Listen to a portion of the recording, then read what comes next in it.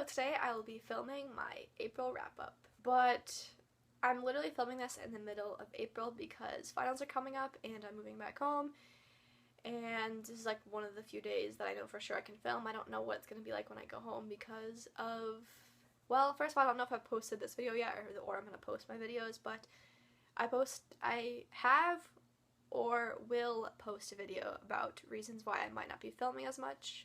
So the two reasons I might not be posting as much over the summer is because I'll be taking summer classes, and also we have two new puppies, Louie and Hazel. And this month I have not read as much as usual, I'm sorry, but if you want to know more about why I haven't been posting as much, go watch that video about why I have not been posting as much and also why I might not be posting as much. I don't know what that video title will be called, but if it's, once I make it, I will probably link it up above, so just to let you know. But I didn't again read as many books this month, but whatever, life, let's just get into it. The first book I read, started in March but finished in April, was After You by Jojo Moyes. This book I kind of have to be a little bit careful about because if you haven't read Me Before You, some of the parts of this book will be ruined because of that. But basically this is the sequel to Me Before You, and I think what I'm going to do is just kind of, I'm going to hold up this book that's going to be talking about stuff that you wouldn't know if you hadn't read Me Before You. If you read Me Before You, you can watch the next part of this video, and for those of you who have not read Me Before You, once I lower this book, you can keep watching. So this book, obviously, hopefully, you are still watching this because you have read Me Before You, but as you know, Will Trainer in Me Before You dies at the end of the novel, so you're wondering how can there be a sequel, which I understand that.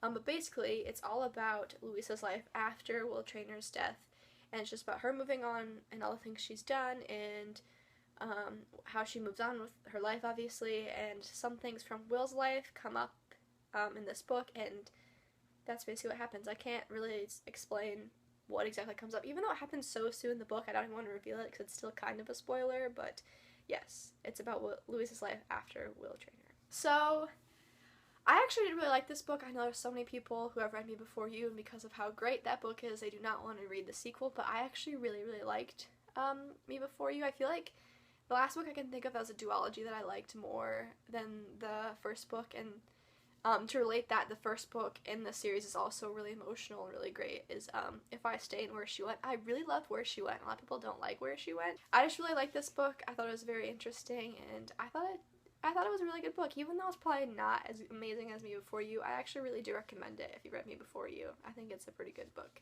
And I think I gave this book a 4 out of 5 stars. Now, that side note, if you haven't noticed, I'm kind of giving books better ratings now, and it's wonderful. And the next book I read in the month of April was The Rosie Project by Graham Simpson. This book, I don't know exactly.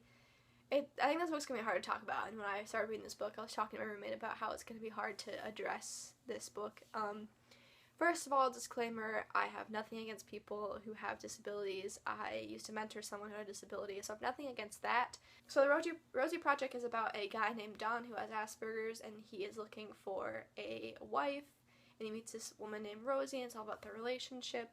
And I don't know, I think like a lot of people have said in reviews I've read, is that it's hard to get into because you think that this guy is he just seems like a jerk, like because of, and it's not because his personality, it's because of the fact that he has Asperger's is why he seems like he's such a jerk, but he just was not, like, it's very clear that his character is different because of the fact that he has Asperger's, and that's like the easiest way to state it. So it was hard at first to like totally grasp that this was the way he was, and to me, besides that, like, even, I have no problem with people who have disabilities. I love people who have disabilities. I have nothing against that. That is not what I'm saying at all, and I do not want to discriminate against them at all.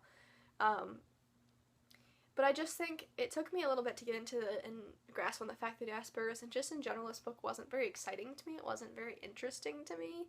I was so excited to read this book because I thought it'd be so amazing, and I kind of actually agree with what, I read Woody Novel's review of this book, and I actually really agree with what she said about this book.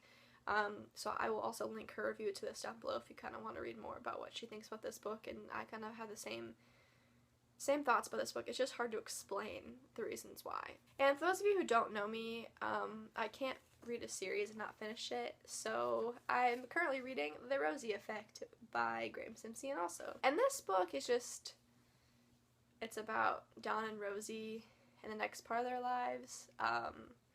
For those of you who read The Rosie Project, again, same thing with After You, where once I put this cover down, you can keep watching. So The Rosie Effect is basically just about Dawn's life with Rosie after they get married, and they are expecting a baby, which is why there's a little stork on the cover. But this book so far, it's not horrible, but it's not amazing. I think it's hard for me to read it right now, even though I'm reading an audiobook of it. It's hard because of finals and things going on right now, so I'm not very quickly reading it, but so far it's, I think, going to be kind of the same and the same rating as The Rosie Project. And I gave The Rosie Project a 3 out of 5 stars.